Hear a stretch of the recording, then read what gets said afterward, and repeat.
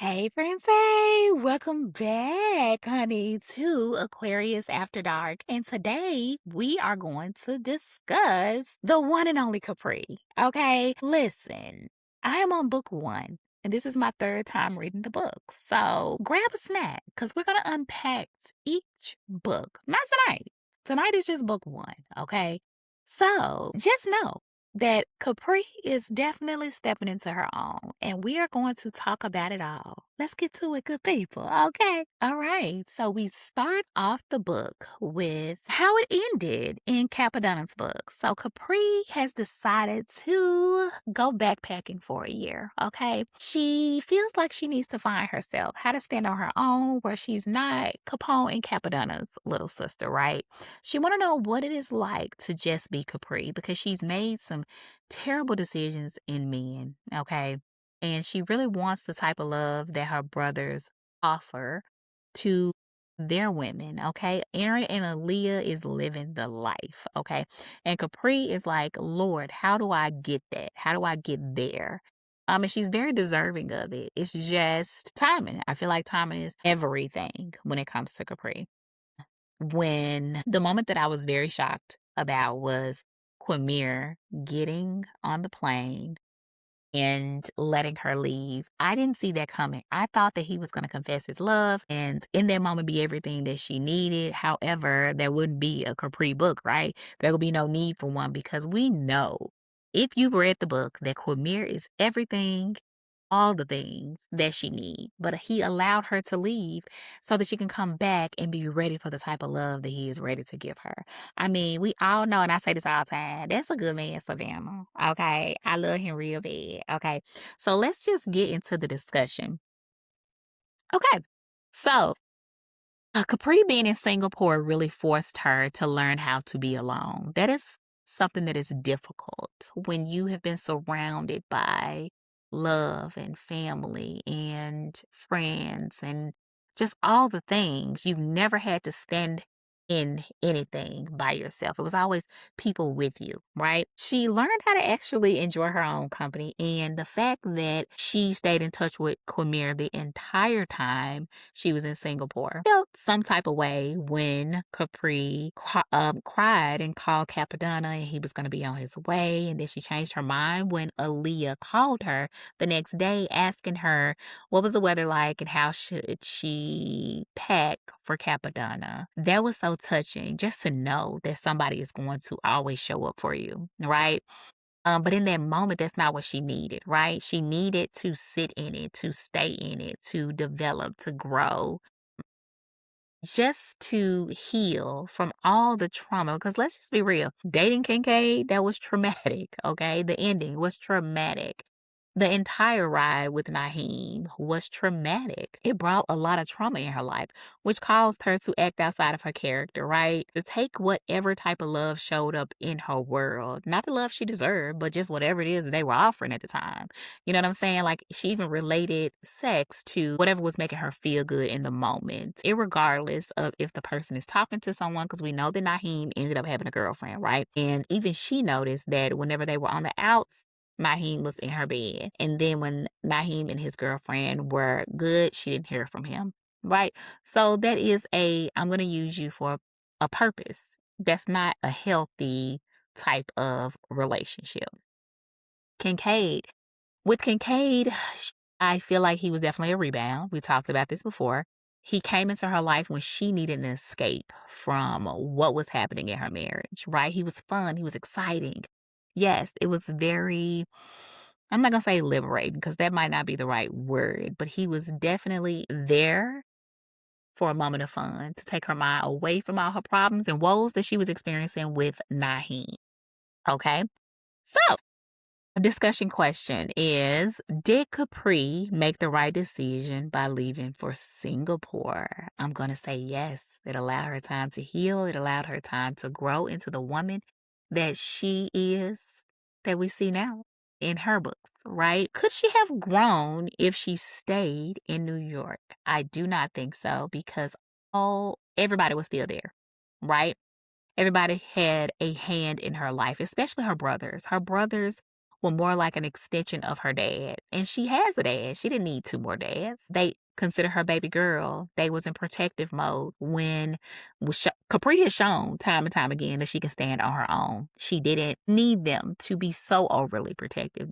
They should have known that she was raised the right way. She can handle her own, especially out in the streets. Because we know Big Mama, you know what I'm saying? She protecting y'all women. Okay.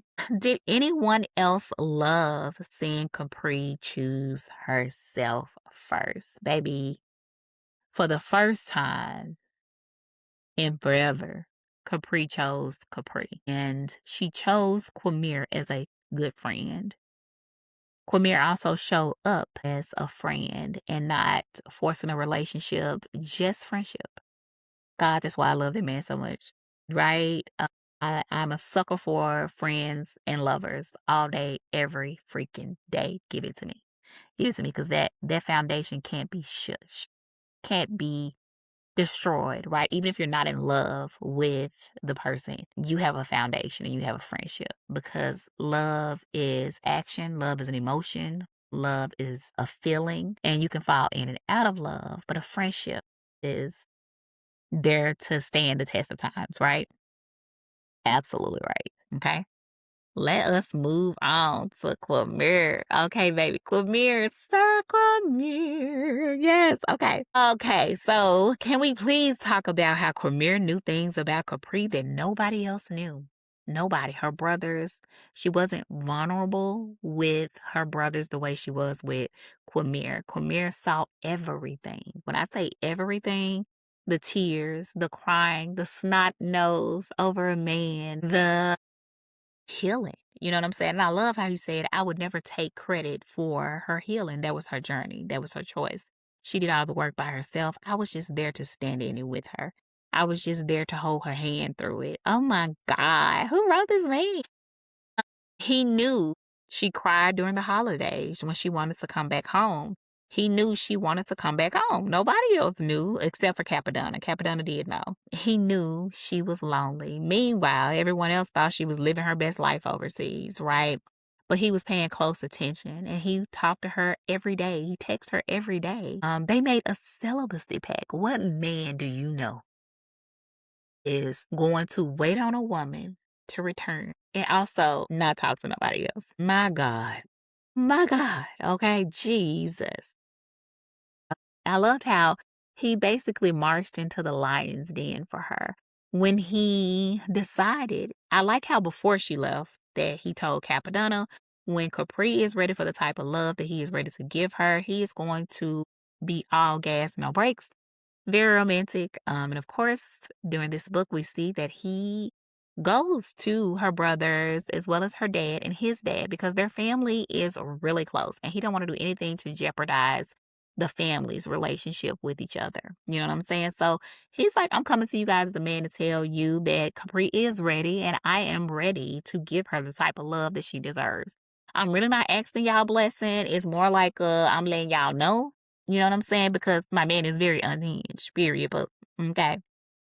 He basically said, I'm dating, I'm about to start dating Capri. And I need y'all to step aside.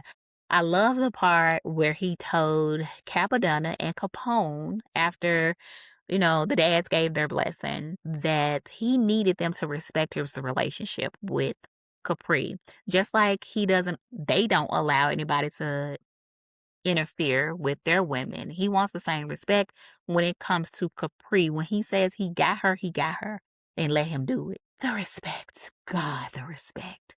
Jesus, the respect. Jesus. What a man, what a man, what a man. What a mighty good man. Okay. The discussion questions for that one. Was this one of the best moments in the entire Delgado series? I am infatuated. I'm a little biased when it comes to Quamir because he is the best. That's the best book. It's the best book, hands down. And yes, I am also waiting on Goon 2, like the rest of the world to drop. But Goon and Zoya does not have anything on Capri, and Quamir's story. Yes, I'm going to have to say yes to that. Did Quamir gain even more respect after talking to her brothers? I think they respected him to begin with. I don't think that it went up a notch.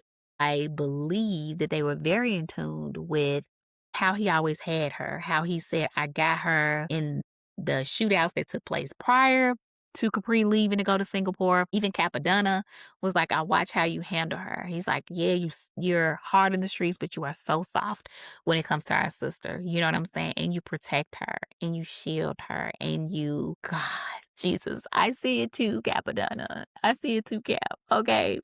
Is he already the healthiest relationship that we've seen? Absolutely.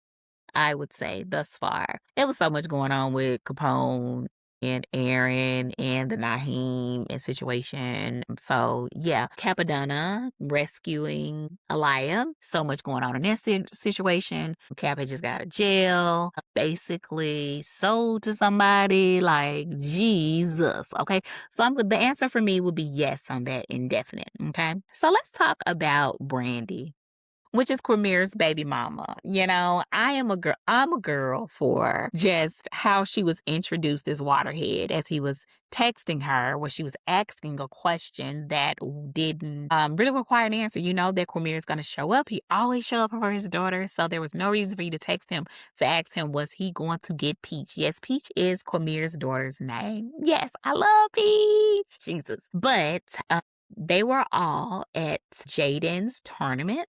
He was playing in a tournament right before he's getting ready to get drafted. Yeah, boy, Jaden has grown up on us. He's about to get drafted, okay? Yes, I would love to read a story surrounded around about. I would love to read a story that focused heavily upon Jaden's relationship because this girl keeps popping up. She's the same girl that he left with. I want to see where that goes. Jaquel, that's a good one right there. But yeah, we learn a lot about Brandy and Quamir's relationship during this part. The more I understand Quamir, the more I understand why Brandy wanted him. She was in love with him. However, being a daughter of a politician and you are bringing home a boyfriend, like, yeah, those two worlds don't collide, right? They are arch nemesis, damn near. So I could see the difficulties. However, Quamir is a good man, okay? And the fact that he mentioned that he tried to change and step into her world, and it just didn't sit well with him, right? But he still pushed forward with it. We also learned that Quamir has trauma when it comes to Brandy because he proposed to Brandy and Brandy did not tell her people, right?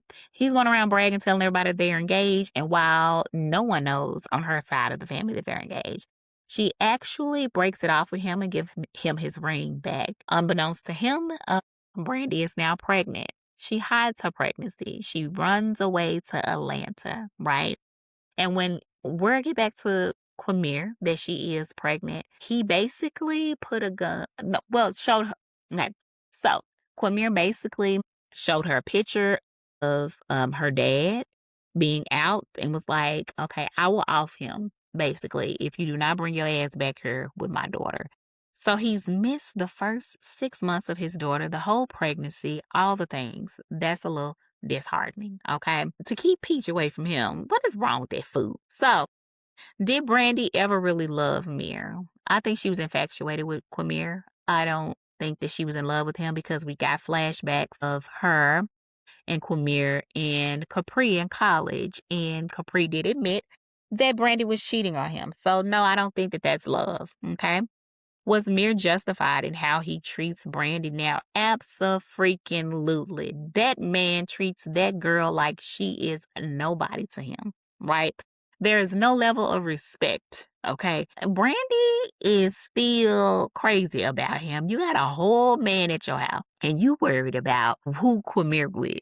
When he picked up Peach from her, and Peach answered the phone with Capri being on the phone, right? She was like, I know that's not Capri Delgado. I mean, the jealousy, but why? When you had an opportunity to have him, you chose otherwise. All right. Stick to your decisions. Stick to your guns, baby. Why you flipping the switch? You know what I'm saying? Okay. Do your opinion of him change after hearing his story? No, I've always loved Quamir before I knew that was part of his story. All right. So next we're going to talk about why Capri was scared. Everybody was like, just be with Mir. But trauma really don't disappear overnight, okay? You can tell somebody all day long that it is a good man standing in front of them, and because of their past trauma, they are going to omit that person. And I'm not going to say she omitted him. The feelings were there when she got back from Singapore. She just didn't know really where he stood. She was also afraid to cross those lines because Quamir was not opening up to her. And she has been there before. That is a trigger because she was thinking things were one way with Kincaid when in fact they were another. Kincaid basically had a whole little love that he never got over. Capri was so busy enjoying the fun part of their relationship that she never took him seriously enough to notice that she had not gotten introduced to his family. So when he got shot and then Jasmine came around, and Jasmine called the mama, and Jasmine, do you know what I'm saying? Jasmine's still on the damn refrigerator. Put things in perspective for her. So the fact that she realized that she has just been dumping and dumping and dumping and dumping on Quamir. And anytime she asked Quamir personal questions in regards to his family, he would shut down. He would also shut Peach down whenever Peach started to talk about their family in front of her. So she's like, I'm not progressing and moving forward with nobody that is not willing to open up and share their life with me. Baby, if that ain't a change, Capri, I don't know what is. I don't know what is. Okay. History basically taught Capri that she needs to be in tune. She needs to stand on business. What she want, what she asking for, what she looking for, you need to require it. You need to have them show up as it, not to change into it. Do you understand what I'm saying? Y'all understand what I'm saying? Okay. I'm not going to say that she was afraid of love. She was afraid of losing Quamir as a friend by crossing those lines and boundaries into a relationship. I love that though. Mm-hmm.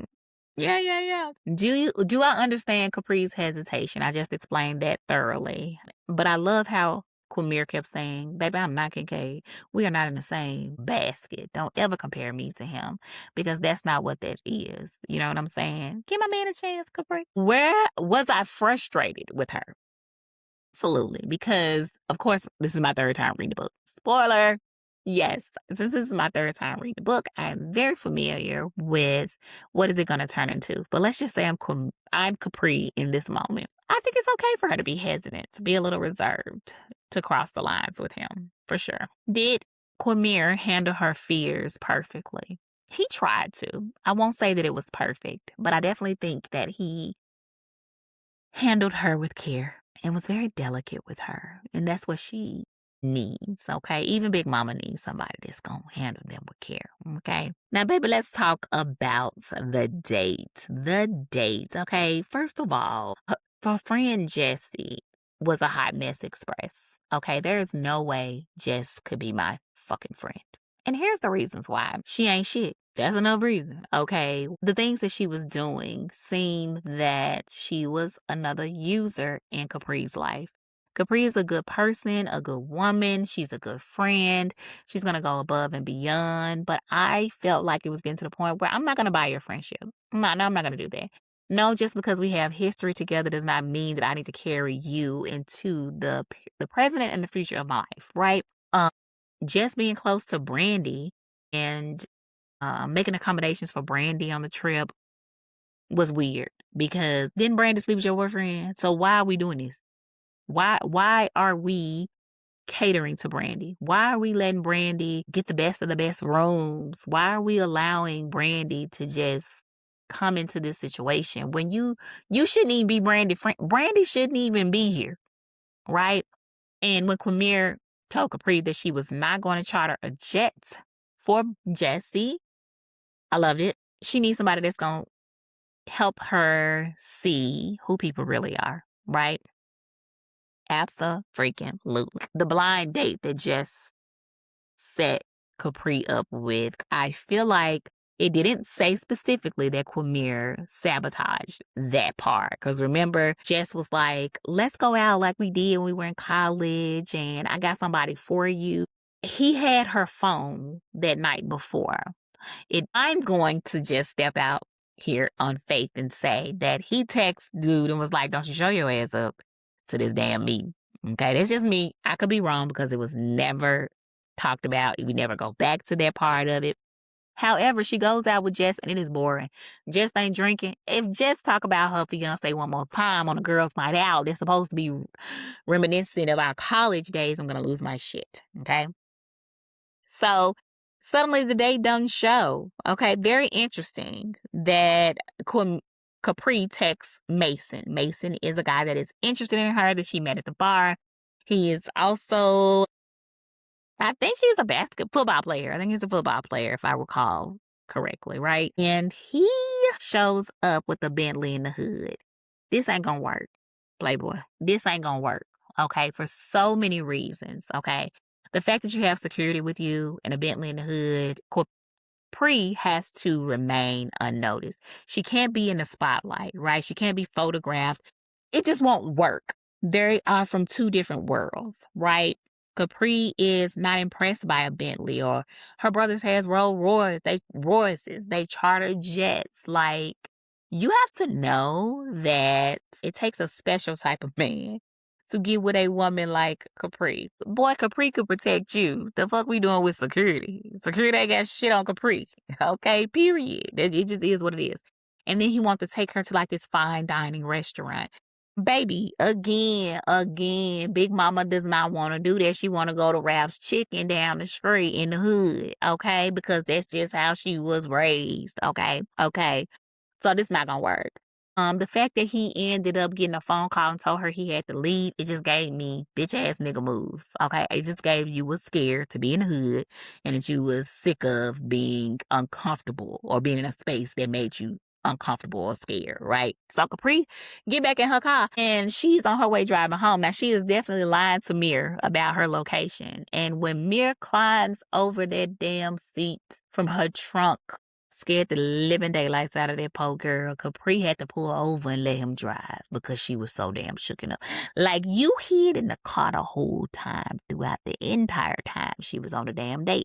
That's my kind of action, baby. If you don't hide in my trunk while I'm on a date with another nigga, then do you even really love me? I don't think you do. I don't think you step your game up. You need to do better. I love Quamir's text message when he said, "Get the fuck out the kitchen spot before I send a bullet through this nigga's $3 million knee." Sexy. Was Mason completely out of her league? Absolutely. All right, let's get to the love story, people. Hearts, flowers, love story. I love it so much. Okay. So the first time that they slept together, my God, my God, what an amazing scene.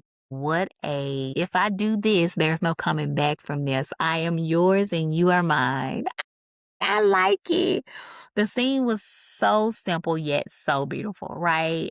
I was swooning, okay, because he knew like how to take care of her in all the ways, okay? When did I realize he was in love? I feel like I realized Quamir was in love with Capri from the moment that he started to protect her and have her back in her front while after Kincaid got shot. Period. I think he's always had a crush on her.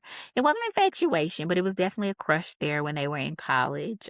But he was so preoccupied with Thought Brandy that nothing could happen at that moment, right? Yeah, yeah.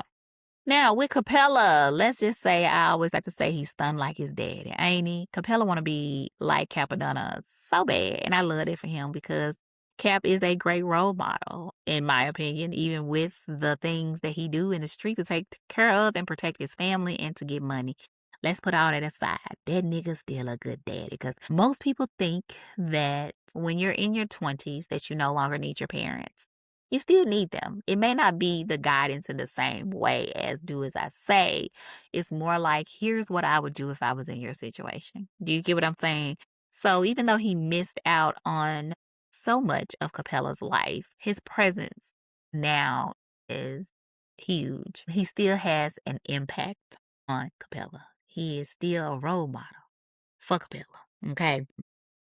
When Capella had to pull up on Roland, Jesus. And Roland is Amy's cousin. Amy is a very peculiar character because she is the most uncertain. She comes with a lot of trauma, dealing with Ace and her mom, and Capadonna and Capella has done some things that was in her best interest to protect her, but she still has this sense of belonging, and even though Capadonna and Capella has reassured her that your family, you have our last name, or whatever the case may be, right? Or mothers are like, we're gonna protect you. You are part of our family. She still don't believe that. She still is unsure of where she fits in the Delgado family's world. Also in her own world, because she don't want to be known as just Capella's baby mama and the mother to her son. Amy is definitely trying to find herself, what you do in your 20s, right? You're supposed to. And with the trauma that comes with her, it is constant. She's constantly trying to figure out where she stands with her family. And when she decided that she was going to go and visit her grandma, Capella said, don't do it. Don't do it. I'm gonna meet you over there. She was like, no, I can handle it. Glad she had her gun on her because they definitely came to her on some meal ticket ass shit. Like, grandmama's losing her house. Like, bitch, she was losing her house before that. Don't count my money. Like, I can't stand somebody to try to count somebody else's money based upon what you see. Don't get me wrong. She is put up, and she's put up very well, as well she should be, okay, as Capella's baby mama. But that doesn't mean you get to grab an apple off of my tree. You know, you hadn't earned shit over here in order to be able to get that apple, right? And the moment they realized that she wasn't falling for the bullshit and the facade that they was putting on with the warm greetings and kisses and hugs, they immediately turned back into their original self. You know what I'm saying? Just shitting on the girl. And Roland act like he was gonna slap her or something, and she pulled a gun out on him, which she should have. Should have. But it's the line for me. It is the not telling Capella for me. Because here's the thing. For me, I guess she's young. I guess she's trying to figure out shit and handle shit on her own. No, I'm gonna tell on you because I want to see what's gonna happen. Yeah, I'm gonna tell somebody. If I didn't want to tell Capella, I was gonna tell Capadonna. If I was gonna tell Capadonna, I was gonna tell Capone. If I was gonna tell Capone, I was gonna tell Quamir. If I want to tell Quamir, I was gonna tell Cousin. I was gonna tell Papa. I'm telling because I want to see what's gonna happen to your ass for fucking with me. How tight are we, family? Y'all said y'all gonna come through. That's just me because I like a good old shootout. Period. Okay. So, of course, when she finally did tell the truth and tell Capella what was happening and what was going on, he went and found Roland, okay, at a Chinese restaurant in New York. We pull up on Roland. He grabbed him by the neck after he placed his order. You know what I'm saying? And the police roll up on him. Now, Goon in your scene is also in the place. And the police basically beat Capella with their little cane or stick. I can't think of the damn name right now. But yeah, and hem him up, and Goon try to jump in and help him and get the police off of him, and they both end up arrested. Poe Capri can't get a break, can she? Yeah, a billy club is the word that I was looking for in this scene. He was talking cash money shit, but it was not warranted, meaning that they had no right to arrest them, okay? They were buying food. They weren't loitering, whatever. I mean, they were standing outside of a Chinese restaurant, white, black. And that is why they ended up getting arrested, okay? It did escalate, but it is what it is. The police did use excessive force. That's the right word that I was looking for. And I love how Capella didn't give a fuck. He just yelled for Yassine to call his sister. Right move. We talked about that. All right. So let's talk about Cuisine. Cuisine is head of the Inferno Gods. He's also Quamir's brother. Now, so much has happened with Cuisine, and we get to see why he's so isolated the way that he is. So let's just talk about it. Quazim had a wife and a daughter, okay? And from what we understand is that his cherry ended up dying at the hands of a Viper Chrome, which is a rival biker gang. And that was sad, right? And you would think he would get a break, but I guess not in a whole year. His daughter was diagnosed with a type of brain cancer that was just aggressive, and his daughter died. That's sad, right? That is unfortunate. But it also explains why he doesn't care about his life, that he is cool with somebody putting a gun to his head and him telling them to pull the trigger. Because what exactly am I living for? You know? His house still looks like Cherry, and his daughter is going to walk through the door at any time. Quamir only supports, he doesn't force.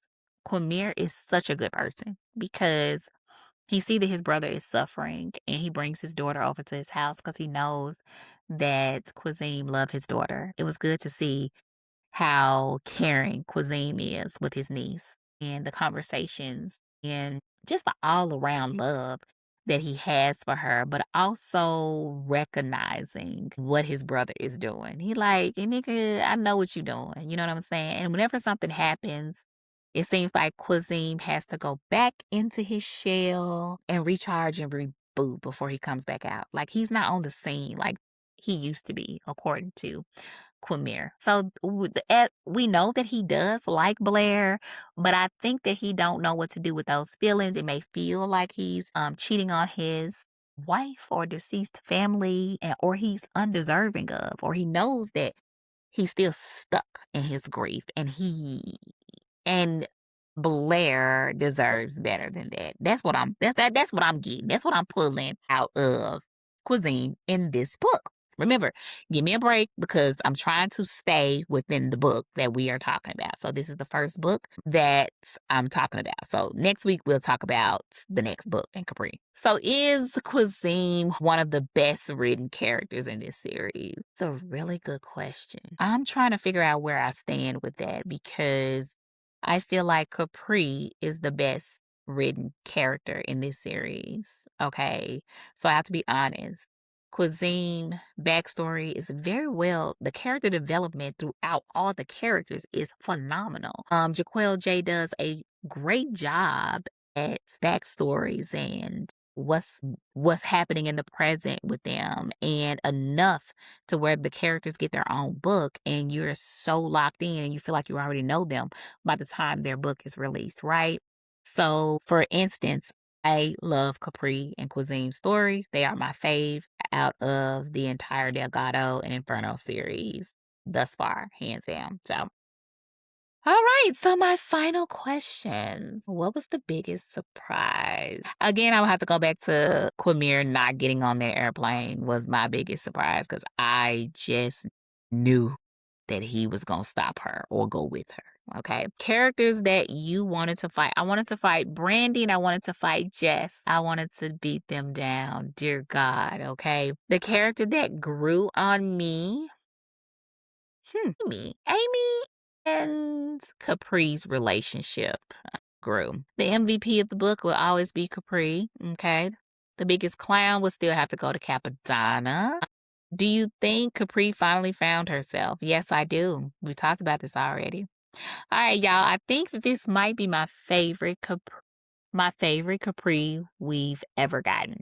She finally stopped living for everybody else and started living for herself. And Cormier baby, Jaquel gave us a man that listens, protects, respects, communicates, and still knows how to handle business. If this book didn't make you smile, laugh, cry, and want to throw Jess into traffic at least once, I don't know what to tell you, okay? My God, this was a really good episode, you guys, and I will see you guys next Wednesday. Same time, same place. Don't be late on Aquarius After Dark. Bye.